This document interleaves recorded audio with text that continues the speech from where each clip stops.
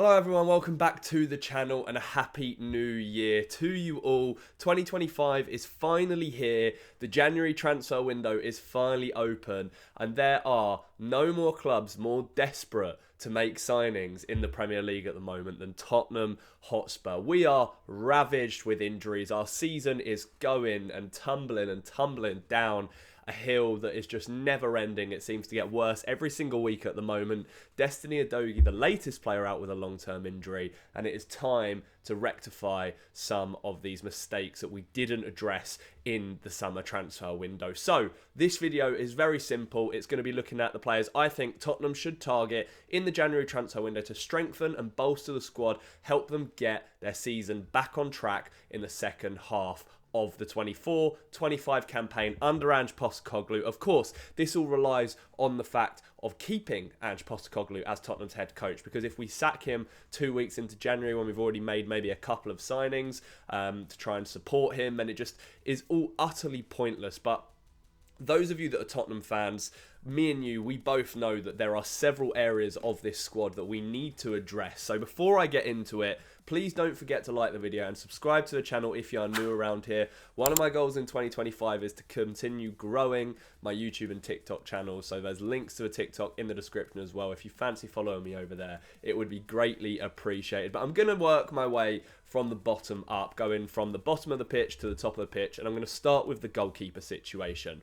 There's no doubt that I think Tottenham need to sign a new goalkeeper, and while reports have said that we may focus more on that in the summer, I still don't feel comfortable having Fraser Forster as our #1 goalkeeper until March, when Vicario is expected to be back from his long-term injury. I think as a shot stopper, as a backup, okay, he's all right, but I've seen too many mistakes from him this season now that have cost us and almost cost us as well. And I feel like it would be negligent for Tottenham not to go and get this backup goalkeeper in January. And the player that I've identified for this is James Trafford.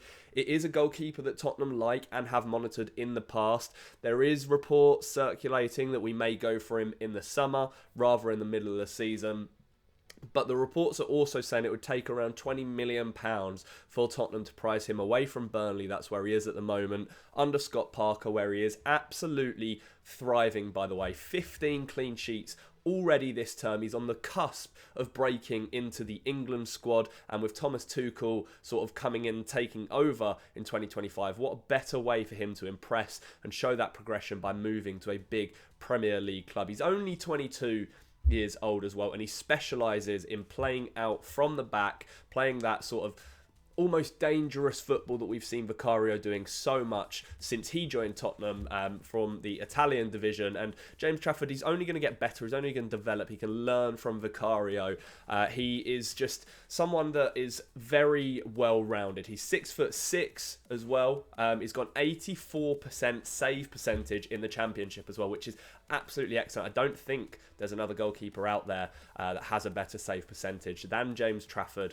And for me, he would just be the perfect backup. The perfect backup. So for me, that ticks the box of goalkeeper. We have also been linked with Anthony Patterson of Sunderland, but I think Trafford ranks higher in that list. So to kick things off in the January transfer window, that would be an excellent piece of business. Or worst case scenario, if we agreed a deal for him to join us in the summer, then I could live with that as well. Now, moving on to the defence, where the majority of Tottenham's problems are, and I mean the majority. Obviously, no Udogie at the moment, no Van der Ven, no Christian Romero, Jed Spence has been suspended recently, Pedro Porro's been run into the ground. So you would argue that Tottenham perhaps need to or should be looking to bring in a couple of defenders if they could. It's obviously, we're not going to sign everybody that I mentioned in this video. I'd be, really happy if we just signed a couple of them. I'm talking in terms of numbers. Every player I mentioned in this video, it'd be lovely to sign all of them, but unfortunately, it's just not the reality of the January transfer market. It's notoriously difficult to navigate and do deals in. So yeah, we'll see. We'll observe and we'll see what they can do. One player that we have been linked with, and I actually think would be a decent enough signing, is Milan Skriniar from PSG. Has been linked with a move to Galatasaray, I think, on loan in January. He's 29 years old. We previously have been interested in him. He would be, I think, a good replacement if Christian Romero were to leave in the summer, because we know that there's been talk of that. He's not necessarily the perfect Ange Postecoglou centre-back. He maybe leans more towards that Dragusin-type build, but having done a bit of research on Milan Skriniar, he is an excellent passer of the ball, still ranking right up the top in Ligue 1 in terms of percentile player percentage for passes and completed passes, so that's an encouraging stat as well. He's excellent in the air. On top of that, which is something we have struggled with in the past. And I just feel like if there was an opportunity and a deal to be done there, why not pounce on it? Because it does sound like he probably will leave this month. So it would be an interesting one to explore.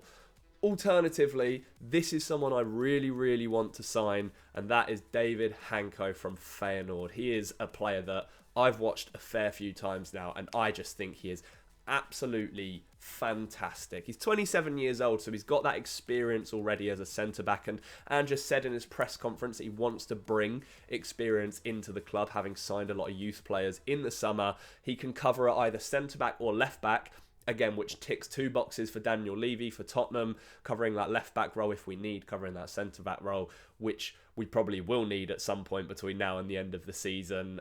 It's ideal. He dominates the stats with Feyenoord, particularly this season. It's actually incredible having watched them. So he ranks in the top 99 percentile in the Eredivisie for touches, progressive passes, progressive carries, passes attempted.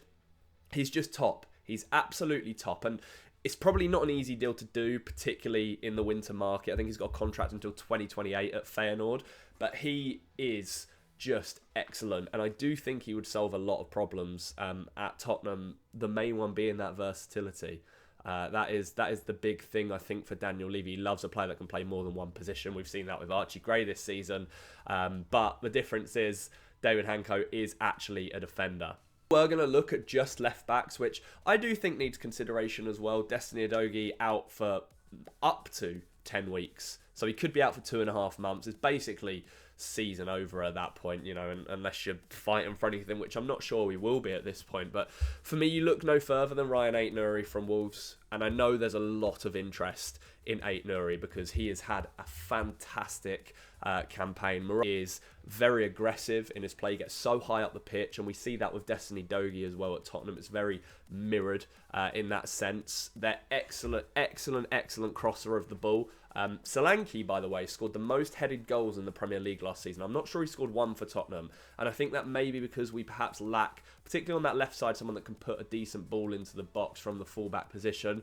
Aït-Nouri has that covered tenfold. He averages over 2 tackles per game, and he thrives in the sort of take-on department. He loves to go past his man, and then he'll either invert into the middle or get down that byline and cross, which makes him ideal. Perfect. Again, and I'm going to say this for a lot of them, it's not an easy deal to do. It'd probably be quite expensive to buy him from Wolves in the middle of the season, considering they're in a relegation scrap. So if it's not attainable, I think Milos Kerkez from Bournemouth is another good alternative. The stats and the numbers don't necessarily line up as well as Aït-Nouri's do when it comes to the Premier League this season. But for me, Kerkez has passed the eye test, having watched Iraola's Bournemouth a fair amount of times this season. He is someone that would slot in very well for us in defence, and the good thing is as well, he'd be probably one that we could rotate, whereas Aït-Nouri maybe would want to be that starter. I know Manchester United are interested in him as well, as are a lot of clubs. But yeah,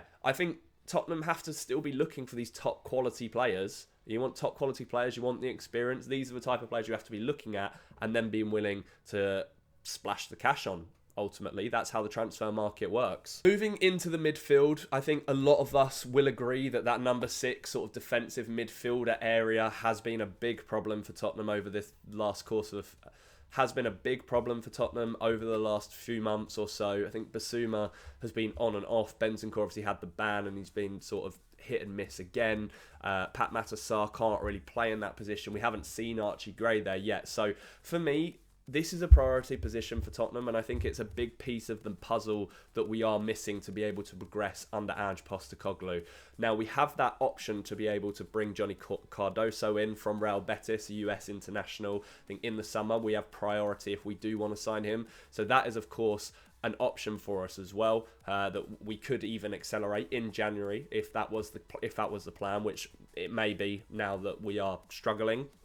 For me, there's one player, and this might be probably the most unrealistic one on the list, but Carlos Baleba from Brighton. Or if we were to sign a player like that, I truly believe that it would transform Tottenham and the way that we play. He is an ambitious player to mention in this video, but he is an incredible player. You know, he gets really, I mean, looking at his stats, nearly 2 blocks and interceptions per game, 90% pass completion rate, ranks really high for take-ons as well. I've looked at him and I've watched him over the last sort of season or so, and he's an upgraded version of Basuma in the way that he plays. Just doesn't really lose the ball and is excellent at winning it back as well.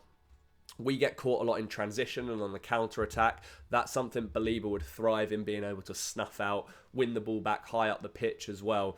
And yeah, that I know Ange looks for a very specific type of player in that deep midfield role. I think Baleba would be perfect. However, you are looking at a very hefty fee to pull him away from Brighton. I think he's incredibly important to them. And yeah, not easy at all. Moving forward a little bit into a more perhaps attacking sense of mind, Matheus Cunha, I have to give him a mention. There's not really been massive links to him when it comes to Tottenham. Manchester United, again, interested in him, but he's been my favourite player to watch this season, Cunha. In a struggling Wolves team, he is probably the dream signing for someone like myself. I love that sort of calibre of player. I said it about Maddison when we signed him as well, that creative sort of midfielder, but he also has striker's instincts as well. He scores a lot of goals. He's already got 10 Premier League goals this season. I think 4 assists as well in 19 games for a Wolves side that are in a relegation scrap as well. He's versatile. He could play as an attacking midfielder. He could play on the wing. He could play as sort of like a deep line striker as well. He's impressed. I think he's impressed everyone, not just myself. And again, he will have other suitors. Whether he'll be allowed to leave in January alongside Ait-Nouri, or even if one of them will be allowed to leave, I'm not entirely sure. But he's 25 years old. He is definitely someone I would love for Tottenham to be able to target. Just to have that confident player who's not afraid to take a strike from distance and not afraid to play the difficult ball, and is just, you know, people can't get near him. He just does everything so well. And I think only really Kulusevski can be put in the same bracket for players that play like that at Tottenham this season, where you just struggle to get the ball off them. Everything they do is pretty decent, and Cunha certainly ticks those boxes for me. Final player I want to mention in this video is a striker, and I want to talk about Randal Kolo Muani because we have been linked with him, and I've seen a lot of Tottenham fans sort of turning their nose up at this potential signing, whether it be on loan, whether it be permanently. PSG do reportedly want to get rid of him. I don't think he has impressed them as much as they had hoped, considering the money they paid for him, which is understandable. I think it would be silly to turn up a deal for him if it did become available. Ultimately, Richarlison is never going to be able to stay fit. I do think the club are secretly looking for a way to offload him, even if it isn't in January, in the summer. I just think the money was wasted, as sad as it sounds. And I know he wants to make his way back into the Brazil team for the World Cup and everything in between, but we have to prioritise ourselves. And I think we need another quality striker to help Solanke, because he has been run into the ground. His running stats are the best in the team, one of the best in the league. And if we're not careful, he'll get a serious injury too, and then we're left with nothing. Will Lancashire or Son up top, which isn't good enough for us. And we need that cover.